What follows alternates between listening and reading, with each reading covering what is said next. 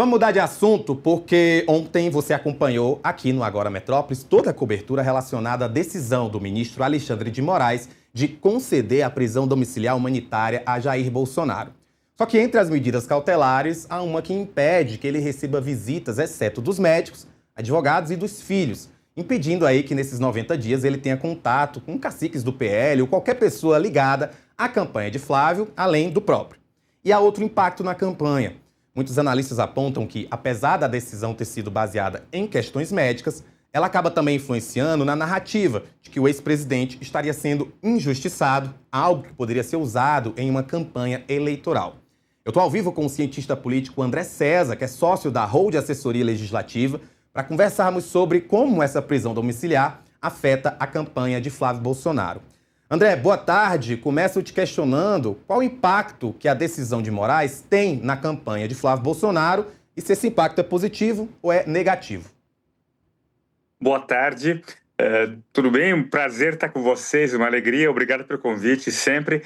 Olha, tem várias frentes, várias vertentes nessa decisão. Primeiro, muita gente colocou que trata-se de uma decisão que vai, na verdade, diminuir o peso político do ministro Alexandre de Moraes, que é o responsável pelo caso. Nós não cremos nisso. A gente acredita que, na verdade, o ministro Alexandre de Moraes decidiu em cima das questões de saúde, das próprias questões de saúde do ex-presidente Bolsonaro. Perfeito. Olha, eu sou filho de médico, então a gente sabe como que é delicado tudo isso. E o quadro do ex-presidente Bolsonaro não é um quadro simples, então você tem que preservar a vida humana, primeira coisa. Então esse é um fato. Para além disso, agora, a partir de, parece que sexta-feira, que ele vai ter a alta definitiva do hospital, já saiu da UTI, vai para casa. A partir disso, começa a contar o prazo, né, de 90 dias dados pelo ministro Alexandre de Moraes. Vamos acompanhar essa questão de, a cada 90 dias, se realizar um balanço, como é que ele está, um check-up, o que seja. Então, vai ter impacto político? Tem. O ex-presidente Bolsonaro tem um impacto político pela presença dele, pelo jogo que ele faz, que todos eles fazem, que a família faz, que a esquerda também faz, que a oposição ao Bolsonaro, que hoje está no governo, faz. Essa é uma realidade, esse é um fato. Então, para onde você vai, aonde vai desaguar isso? É difícil, mas é algo importante a se debater, é algo importante, já que nós já estamos ainda, é um pleonasmo, mas já estamos ainda na pré-campanha, onde você não sabe quem será candidato, quem não será, quem vai chegar na disputa presidencial, e na minha avaliação já temos muito claro o desenho do Flávio, né? Aqui na imagem, o Flávio já seria o candidato quase natural, dadas as pesquisas, inclusive Atlas e Intel, que saiu hoje, mostra a musculatura política dele como pré-candidato e fazendo frente ao presidente Lula, né? Que até no final do ano passado se falava o presidente Lula pode ganhar a eleição, ser reeleito no primeiro turno. Eu sempre falei, não, peraí, menos. E agora os números mostram que é bem menos, né? Então, o Bolsonaro presente nesse jogo, de volta em casa, mesmo com todas as restrições colocadas pela justiça, e que realmente são importantes, né? Não falar no celular, não ter acesso à rede social e tudo mais, tudo mostra que está tudo em aberto e vai ser um jogo interessante para nós, analistas, observadores, é muito, muito interessante. Você falou esse detalhe da pesquisa Atlas de hoje, mas eu trago também que o colunista Igor Gadelha trouxe que tem uns aliados aí de Tarcísio de Freitas e da Michelle, eles estão nutrindo uma esperança que é bem remota, de que essa prisão domiciliar pode levar o ex-presidente a desistir de lançar o Flávio o Palácio do Planalto em 2026, por conta dessa influência de Michelle Bolsonaro, dela estar muito mais perto dele. Você acha que existe alguma possibilidade disso acontecer? Eu achei que você fosse perguntar isso, tá? Fantástico, é isso mesmo. É uma questão que já me fizeram algumas pessoas hoje e você eu já imaginava. Mas o que é interessante é o seguinte: são duas coisas. De fato, a Michelle é muito forte, é um player político nacional. Você não pode negar a presença dela, ela ganhou muito espaço. Isso incomoda muita gente no campo da centro-direita, né? Então, é uma questão a se colocar, é uma questão a se pensar. Ok. Para além disso, ela tem pouco tempo. Vamos lá, Bolsonaro, o ex-presidente Bolsonaro volta para casa na sexta, a partir do sábado começamos a conversar. E a limitação que se dá é na outra sexta, o final do prazo para desincompatibilização. Então, para o Tarcísio, por exemplo, que está muito bem na cena em São Paulo, isso é um fato, sem entrar no mérito, ele está muito bem na cena, na opinião pública, nas pesquisas e tudo mais. Para ele, hoje está muito bom esse jogo. Lá em São Paulo, ele fica mais 4 anos, aí em 2030, que é outro mundo, vai ser outro planeta, né?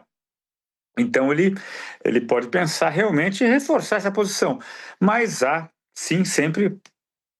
São dois riscos. Um de da Michele conseguir convencer o Bolsonaro, o Jair Bolsonaro, o ex-presidente, em poucos dias. Vamos queimar o Flávio, vamos Tarcísio. Voltamos ao plano Tarcísio. Eu acho uma viagem, isso altamente improvável. Mas o outro, que é muito ruim para o Flávio, porque o ex-presidente Bolsonaro vai ser uma figura importante na influência, nas conversas, de alguma maneira, com os aliados, com os apoiadores e tudo mais. E se a Michelle quiser trabalhar para atacar Flávio de maneira bem discreta, isso pode acontecer e pode ser muito ruim para o Flávio. O Flávio, que está numa trajetória ascendente hoje, pode perder espaço em função dessa realidade. Mas eu não creio. Eu creio que, dada a musculatura que o Flávio ganhou, que inclusive a mim surpreendeu essa ascensão dele em relativamente pouco tempo, acho que dificulta também essa possibilidade da Michelle querer tratar. Mas também tem muita relação interna, família, né? Filhos e nora e sogra, madrasta, o que seja, né? Madrasta. É muito complicado, é muito delicado, então temos muitos elementos aí que entram nesse jogo. O senhor falou que não sabe qual é o mundo que vamos ter em 2030. Eu espero que tenhamos ainda mundo em 2030, porque é Não, tanta coisa outra. acontecendo. Eu ia falar isso. Eu ia falar isso, mas não falei, porque eu sou um otimista a princípio. Pelo amor de Deus, vamos ter mundo, né? O André, o Eduardo Bolsonaro, o filho autoexilado do Jair, ele disse que essa concessão de prisão domiciliar para o Bolsonaro, ela não tem fundamento jurídico, mas sim um fundamento político. O que você acha que ele quis dizer em relação a isso? Olha, eu vi uma entrevista ontem do Flávio, logo após a decisão, a notícia, a decisão do ministro Alexandre de Moraes, aonde o Flávio, de uma maneira até bastante lúcida, fala: olha, eu na condição de advogado, eu nunca vi uma medida assim de você soltar uma domiciliar, é, humanitária provisória. Foi o termo que ele usou. Não existe isso. É domiciliar humanitária, porque, beleza, você tem problemas de saúde, e esse é um fato. A saúde do ex-presidente Bolsonaro é crítica, a gente sabe disso, não entrando também na questão esquerda-direita, oposição, né? E é provisória, aí reclamou-se muito. E aí vem o Eduardo, que estava mergulhado, você há de concordar comigo, o Eduardo, lá nos Estados Unidos, depois da avalanche em cima dele, ele mergulhou bastante, ele mergulhou, foi lá embaixo, e agora surgiu um momento para ele se pronunciar.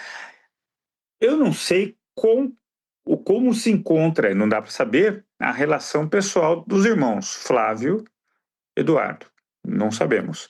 Mas, para além disso, mostra que há uma tentativa ainda de protagonismo e de falar, ó, qualquer evento que ocorrer em torno do ex-presidente, a família, em especial os dois principais, o Carlos também, mas eu vejo o Flávio, que está hoje com um potencial antagonista do presidente Lula e está forte, e o deputado, o ex-deputado Eduardo Bolsonaro como os grandes jogadores dentro desse universo, desse bioma chamado Jair Bolsonaro. Então, e aí tem que ver se alguém quer ter mais espaço, se há alguma questão de ciúmes ou de crítica ou de contenção de espaço. Eu não quero que o Flávio ganhe, eu prefiro manter meu protagonismo, aí o Eduardo pensando.